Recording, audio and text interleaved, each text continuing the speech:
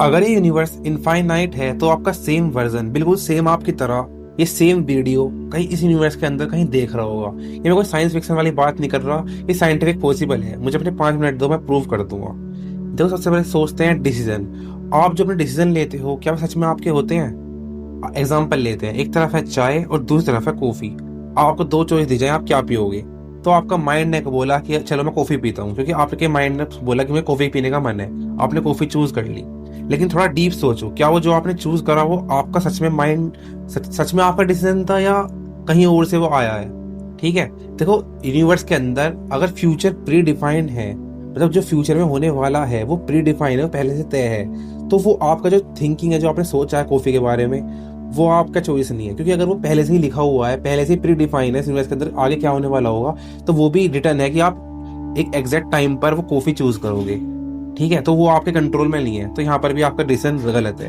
और अगर चीजें रैंडम हो रही हैं, रैंडम मतलब अगर जो फ्यूचर में होने वाला है वो प्री डिफाइंड नहीं है, वो रैंडम है, कुछ भी हो सकता है, तो फिर जो आपका थॉट वो आया है वो भी एक रैंडम है, तो वो भी एट द एंड आपके कंट्रोल में नहीं है। आप समझ रहे हो?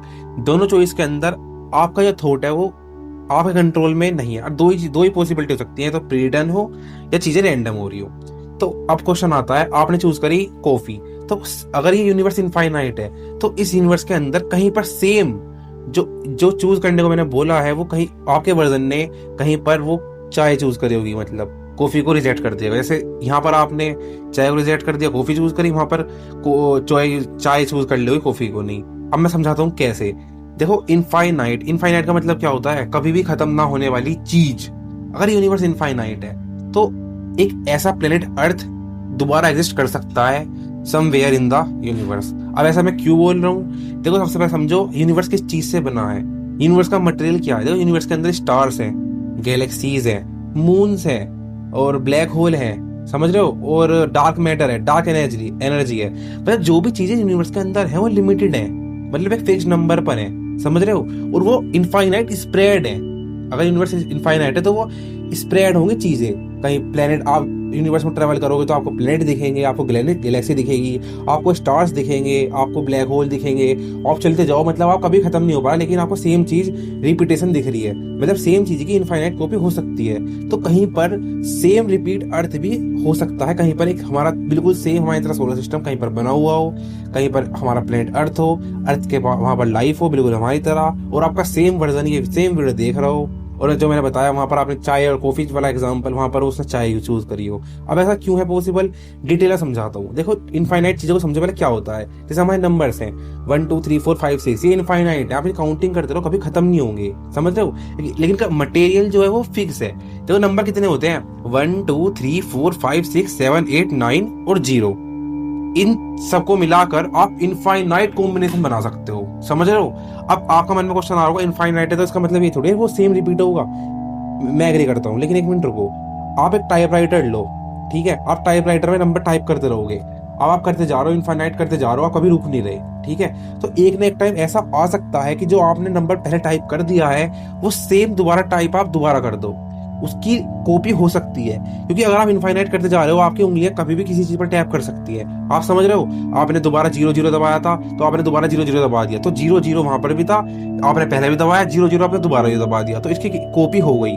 तो इसी तरीके से यूनिवर्स स्प्रेड है, मतलब यूनिवर्स के अंदर बहुत सारे प्लैनेट स्प्रेड है, और जो मटेरियल है उनका भी फिक्स है, वो सेम चीजें से बने हुए हैं, गैस, हीलियम वगैरह। और देखो, एक सिंपल सी बात, प्लैनेट्स कैसे फॉर्म होते हैं? प्लैनेट्स फॉर्म होते हैं जब स्टार का एक्सप्लोजन होता है स्पेस के अंदर, हमें पता है। जब स्टार का अपनी लाइफ पूरी हो जाती है, वो उसकी डेथ हो जाती है, तो उसका डस्ट निकलता है, उससे प्लैनेट्स फॉर्म होते हैं।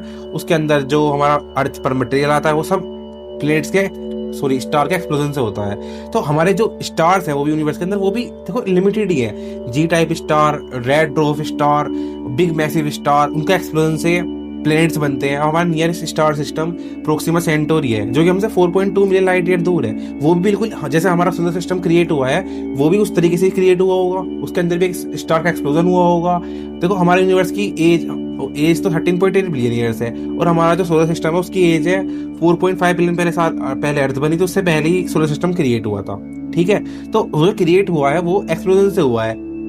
और जो हमारा नियरेस्ट स्टार सिस्टम है प्रोक्सिमा सेंटोरी, वो भी एक्सप्लोजन से हुआ है। तो जो मटेरियल वहां पर आया है वो भी स्टार के एक्सप्लोजन से ही आया जैसे हमारे पास आया, तो वो डिफरेंट है। लेकिन कहीं पर ऐसा एक्सप्लोजन हुआ होगा जैसे हमारे अर्थ, जैसे हमारे सोलर सिस्टम में हुआ है, बिल्कुल सेम स्टार ऐसा फटा हो और सेम तरीके सेम मटेरियल वहां पर निकला हो और सेम अर्थ वहां पर पॉसिबल हो सकती है। और इसी तरह हमारा जो जो हम मैं यहाँ पर वीडियो बना रहा हूँ, मेरे तरह एक सेम वहां पर भी कोई वीडियो बना रहा होगा और सेम आपकी तरह कोई वीडियो देख रहा होगा। ऐसी पॉसिबिलिटी है, क्योंकि इनफाइनाइट चीजों की इनफाइनाइट कॉपी हो सकती है। आपको टाइपराइटर के एग्जांपल से मैंने बता दिया।